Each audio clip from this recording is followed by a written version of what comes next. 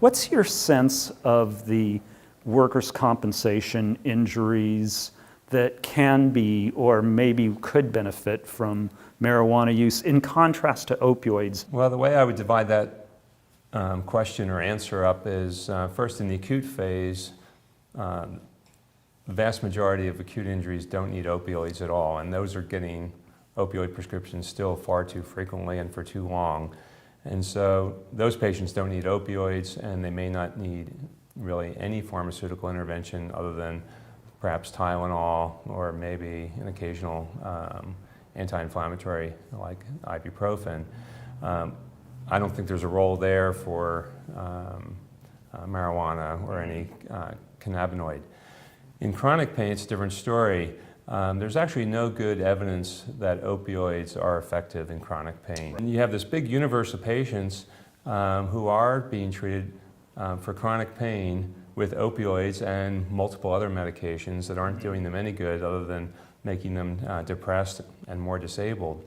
And so I think it's that population that could potentially benefit from the use of various forms of therapy, including, but not exclusively, medical marijuana or cannabinoids. The difficulty that carriers face in approving this kind of care is that there is no dosing information. There is nothing from the physician themselves that describes how much to take or how long to take it.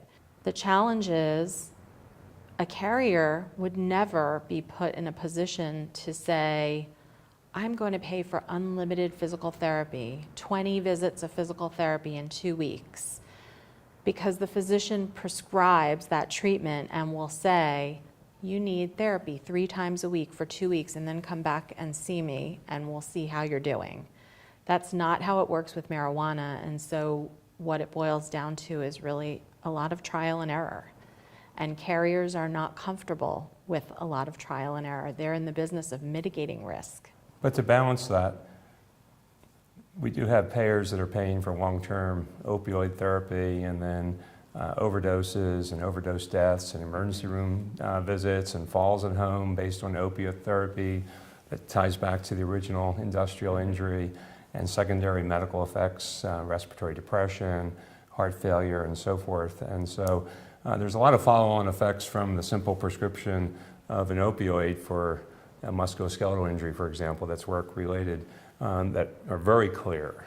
And so nothing is risk-free. It's all about relative harms and what are we used to accepting as risk and what are, frankly, payers used to paying for.